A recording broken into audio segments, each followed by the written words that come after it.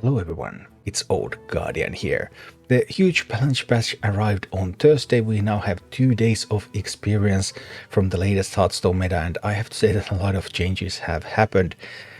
Well, you could say that the chart has kind of flipped even, because at number 40 we have Control Warlock coming. But yeah, the meta. What can I say about the meta in a nutshell? People have been playing a lot of Plague Death Knight, so that has been really popular, more popular than it's good. There are some scary druid decks around. Also, like usual, people have been experimenting a lot in the early days, which means that some of the tried and true and especially aggressive decks have been performing better than they will perform possibly in the near future. But yeah, meta has definitely changed, so let's take a look at it and talk a little bit more about it with each deck. Coming in at number 14 we have Control Warlock, and in the nerfs Control Warlock lost their ability to get an early Sargeras out there, because Symphony of Sins, now the movement that draws a minion and discounts it, draws a random minion. Yeah, it doesn't draw the most expensive minion anymore, which means that it doesn't always draw Sargeras, it can draw anything, it can draw a tour guide, and that has really affected Control Warlock surprisingly much even. Although Control Warlock is still perfectly playable, like the nerf did not kill Control Warlock. Symphony of Sins still looks like a playable card in this archetype. It's now like a mid-tier card in the list, when it used to be one of the best cards in the list. And yeah, still playable. You could also expect that maybe Control Warlock decks can be refined now, because this is still the exact same list that was played before the nerfs, because now you don't have to have Sargeras the Destroyer as your most expensive card, so that opens up new options, because the Symphony interaction is no longer there, but we'll see if any of those can be found. And then the old number 1 Control Warrior now arrives at number 13, so what is up with that? Well, Control Warrior obviously got nerfed, Craftsman's Hammer got nerfed, Sanitize got nerfed. So a couple of nerfs happened to the deck. Sanitize now costs 5 mana, Craftsman's Hammer doesn't give you as much armor anymore. Other than that, people are still playing the exact same deck list, no changes there whatsoever. There's also been some changes in the meta, especially Tony Druid. Tony Druid is a brand new druid deck that pro players are complaining all over the place on social media. I'll talk more about Tony Druid later, because Tony Druid is on this list. Unlike some old pro player complaint decks like Mage, which never actually made it to the top list, Tony Druid does make it to the top list, so we'll talk about that later. Anyway, Tony Druid is dominant against Control Warrior. That's a miserable matchup. That has hurt Control Warrior. Control Warrior is not doing too great against Plague Death Knight. There are a lot of Plague Death Knights on the ladder, so that's another thing that has been hurting Control Warrior a little, and just losing some of that survivability from the hammer, making Sanitize a little bit slower, means that some of the more aggressive decks are also more able to challenge Control Warrior now. So yeah, Control Warrior is still perfectly playable, but not nearly as dominant as it used to be. It should become slightly better as people stop playing so much Plague Death Knight. We'll see what happens with Tony Druid. If Tony Druid numbers go down, that benefits Control Warrior as well. If they go up, then that hurts Control Warrior. But yeah, still playable, but not dominant. And at number 12 we have Thaddius Warlock. Last week when I presented Thaddius Warlock a bit lower on the list, I said that I'm a little wary about Thaddius Warlock, because I believe that once the balance patch comes, then Thaddius Warlock is going to become weaker, and that's pretty much exactly what happened. Thaddius Warlock is still playable, it still has some great matchups, but it's not as strong as it used to be. The meta is more hostile to it, and that's exactly what I predicted would happen, so Thaddius Warlock, you can still go with this, it's still fine, coming in at number 12. And at number 11 we have Plague Death Knight. There are basically two versions of Plague Death Knight around. There's like the full Unholy build. This is the full Unholy build with Lord Marrowgar. This seems to be doing slightly better than the double Unholy One Blood build. I presented one deck like that, the one that I built myself, in yesterday's video. There are a couple of other lists quite similar, but are different by a few cards. We haven't seen the best Blood Unholy Plague Death Knight yet, and it's like 1 or 2 percentage points weaker than the pure Unholy list, so both seem viable. Both are above 50%. Will they stay above 50%? Well, they're one of the strongest matchups is Druid. Not Drum Druid, but these Miracle Druids or Tony Druids. The Tony Druid that doesn't run Auctioneer, which is now the most common list that doesn't run the Auctioneer, so it doesn't necessarily draw its entire deck, That is not as great of a matchup as Miracle Druid is for Plague Death Knight, but Plague Death Knight is still really favored in that matchup. So that's currently at least propping Plague Death Knight up a little bit. But I think Plague Death Knight is here to stay. I don't think it's going to become a tier 1 deck, but it's going to remain above 50% and something that you can climb with. Whether it's this exact list or what's going to be the exact combination of cards that you will use, that I don't know yet. But the archetype seems sound. And at number 10 we have Totem Shaman. I have talked about Totem Shaman before, like week in, week out. I just keep remarking that, hey, Totem Shaman, yeah, it's still around. You can still play it. You can still climb with it. Nothing much is going on with it otherwise, but if that's something that you like, then yeah, you can still do it. Just go for it. Be a shaman. It should be noted that despite all the attention that Plague Death Knight gets, currently Plague Death Knight is not the best Death Knight deck, because the best Death Knight deck is just Unholy Death Knight. Nothing has changed. It's the same list as what was before, and it's still good.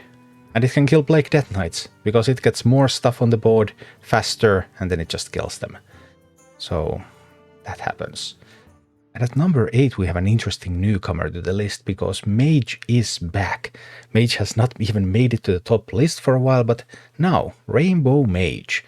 Because it turns out that Rainbow Mage, it uses a lot of spells, you know. And when you use a lot of spells and then you add Yogg-Saron Unleashed to your deck, then that actually immediately makes your deck better. Because Yogg-Saron is a board clear, or it's some random stuff that can even win you the game.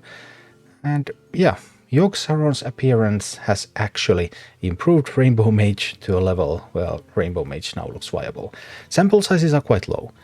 That's why Strong Against Weak Against is very generic, because I just don't have enough games against specific archetypes with Rainbow Mage, but I'm optimistic about Rainbow Mage for the first time in a while.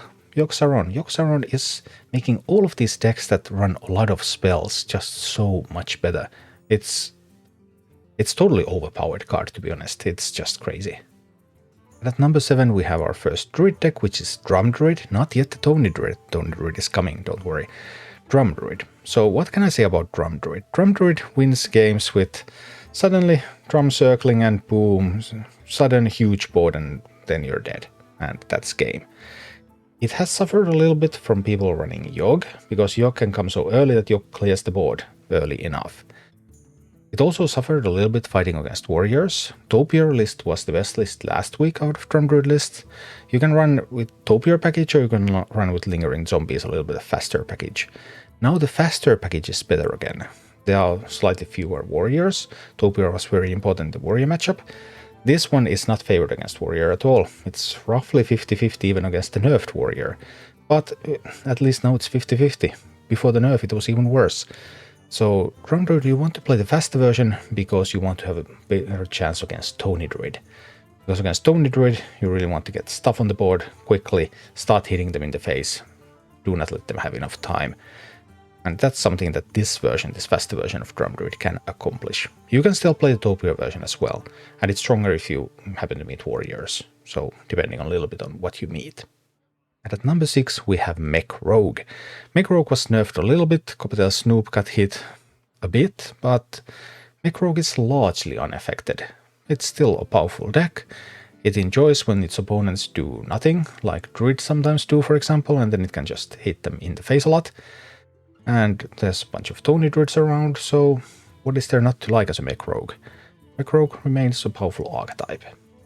And at number 5 we finally meet Tony Druid, the new Tyrant. But it's number 5. Wait, how does that work? Well, Tony Druid is very, very strong against lower decks. Decks like Contra Warrior, decks like Contra Warlock. I mean, against something like Contra Warrior we're talking 85-15. Yeah, it's that bad. It's one of the worst matchups for Contra Warrior in the history of Hearthstone. But then again, Tony Druid does suffer against some faster decks. Decks like Arcane Hunters, Pure Paladins, Totem Shamans. These decks that get a lot of stuff and snowball. And Tony Druid generally does not have enough answers, and they will end up dying. However, Tony Druid has Yogg-Saron Unleashed, which means that sometimes they actually find Yogg-Saron, And even though you have this snowbally threat coming, then QXxGAYAAA is going to wipe that and Tony Druid lives anyway. And that's what makes Tony Druid so dangerous. So unlike many of the decks, this is the deck now that people are talking about. This is the one that's most complained about on Twitter, for example. Usually it's been something like Naga Mage, and then I'm like, what? Like, who? Why? Because statistics just don't show that it's having any success beyond very, very inbred meta pockets where people just play decks that are susceptible to it. And that's what makes Tony Druid a little bit scary, because Tony Druid is number 5 here. It's the deck that people are complaining about. It's not necessarily refined yet. It is super polarized, yes, but it's like it has some matchups that are super, super strong. But it doesn't really have matchups that are super, super weak to compensate. It's unfavored, of course, in multiple matchups, but thanks to QXxGAYAAA, it still has a chance in those. Previously, it would have just died. So this is probably the scariest deck in Hearthstone at the moment. Not quite the strongest, because aggressive decks still hold an edge, but this can really warp the meta. And if you want to try something fairly new, fairly strong, go Tony. Use Anub'arak Khan, use Jailer, use Tony, Jailer, Jailer, Tony, depending on which deck you want to have destroyed, and boom. And basically all the decks that are stronger than Tony Druid right now are aggressive decks that are able to kill people fast. And Undead Priest just keeps climbing up the ranks. This is still the same list as last week. The addition of Soulburn Varia into the deck has made a difference. It's strong card. It has also dragged High Cultist Basal up alongside with it. And Undead Priest is right now pretty strong. Stronger than ever, in fact, at number 4. And at number 3 we have Arcane Hunter. Arcane Hunter with the power of Celestial Shot. It's just a fabulous deck. What can I say? Very, very powerful. Also very strong against Tony Druid, so huge upside there. But it does have some weaknesses as well, so currently at number 3, but now we've seen all the top decks from before. We've seen the Control Warrior, the Control Warlock, Mech Rogue, Arcane Hunter, so what's up with the top 2? And coming in at number 2, we have Enrage Warrior. Enrage Warrior is loving this metagame. Enrage Warrior is doing better than ever. There are a couple of competing Enrage Warrior lists, and I don't think either of them are ideal yet. This one is slightly better right now, but looking at the performance of Grommash and Remonia, the other list cuts those cards, by the way. Looking at the performance of those two cards, they don't seem to be ideal. Maybe Grommash is good enough to include, but I'm quite certain that Remonia should be cut. But what to put instead? I mean, the other list is using the card that Instrument Tech, the card that tutors some weapons for you. Yeah, maybe. It's not super strong, but it's playable. So yeah, will be interesting to see what can be done with Enrage Warrior. Enrage Warrior loves the current meta. Battleworn Faceless, copying some Red Cheese, or even Grommash can be powerful. Even copying Toribel Array can be powerful sometimes, and yeah, just a wonderful, wonderful deck right now. But how is it possible that there's some deck that's even better? Well, it is. And the even better deck is Pure Paladin. Looking at HS Replay statistics, they're a little bit in a weird spot right now.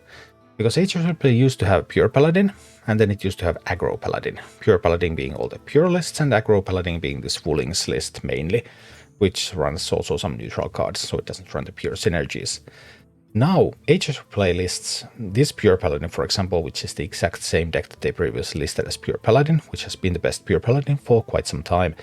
They list this as a Silverhand Paladin. And they also list Woolings Aggro Paladin as Silverhand Paladin, even though they are not the same. And then as Pure Paladin, they basically give you the bad Pure Paladin decks. So the stats on HS Replay, if you try to find stats on HS Replay about Paladin, they're all a little weird right now. So I had to do a bunch of digging to really look into this. You can still play Woolings Aggro Paladin list, by the way. I featured that many times on this channel. Yeah, it's still fine. It's very reminiscent of this, but this has a little bit more top end, a little bit less super early stuff.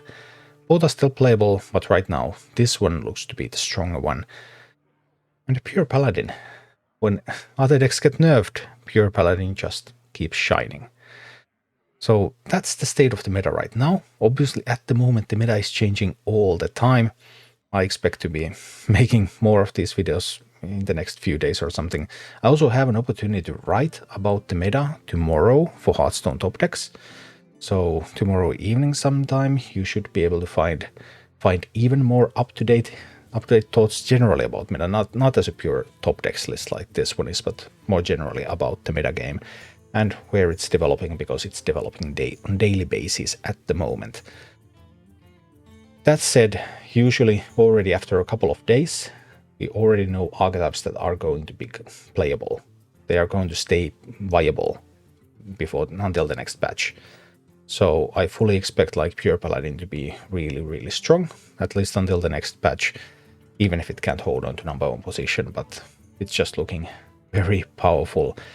And so is Enrage Warrior, so lots of interesting, fairly aggressive decks that you can play right now, with Tony Druid kind of keeping all the slower decks away from the game. But we'll see how the situation develops. Anyway, if you want to win, play Paladin. Thank you for watching. Click like and subscribe if you enjoyed this, and a special thanks to all of my Patreon supporters, YouTube members and Twitch subscribers who make all of these videos possible.